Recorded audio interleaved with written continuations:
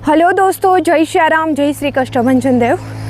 आज अमे जे पगपाळा यात्रा चालू करी है राजकोटथी साळंगपुर धाम, एमनो त्रीजो दिवस है अने अत्यारे बोर्ड पण आवी गयुं छे के साळंगपुर छे 23 किलोमीटर, वागी गया है 5। कोशिश करीशुं के सांज सुधीमां पहोंची जाए, रात गमे एटली लेट थाय। बट अने हाँ, खास करीने एक वात तमारी जोड़े शेर करवा मांगीश के અમે 2 દિવસ થયા ચાલીએ છીએ, આજે ત્રીજો દિવસ છે, 5 વાગી ગયા છે।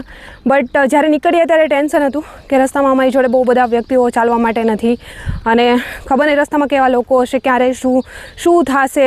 બટ આજે ત્રીજો દિવસ છે અને રસ્તામાં જે લોકો મળ્યા છે ને, જેમને અમારી મદદ કરી છે, એ બધાને દિલથી થેન્ક યુ। કેમ કે બપોરનો સમય હોય કે રાતે રોકાવાનો સમય હોય, બપોરે જમવાનો સમય હોય, તો અમારે ક્યારે પણ શોધવા નથી જવું પડ્યું કે અમે ક્યાં રોકાશું, ક્યાં જમશું। સમય બપોરનો થયો છે તો બપોરે સામેથી માણસો આવી જાય છે, સાંજનો સમય થયો છે તો સાંજે સામેથી માણસો આવી જાય છે કે આજે અમારે ત્યાં રોકાજો, અત્યારે અમારે ત્યાં જમીને જાજો। અને રસ્તામાં બહુ બધા લોકો સેવા કરવાવાળા છે। ખરેખર આ બાજુના માણસોનો પ્રેમ, ભાવ, લાગણી, તમે જે બી કહો, અને માનવતા, બહુ બધું અમે જોયું। અને જે લોકોએ અમારી હેલ્પ કરી છે ને, એ બધાને ખરેખર દિલથી થેન્ક યુ સો મચ, ધન્યવાદ બધાનો। બધા લોકો જે લોકો આમાં વ્લોગ જોવે છે એમને ખાસ કરીને।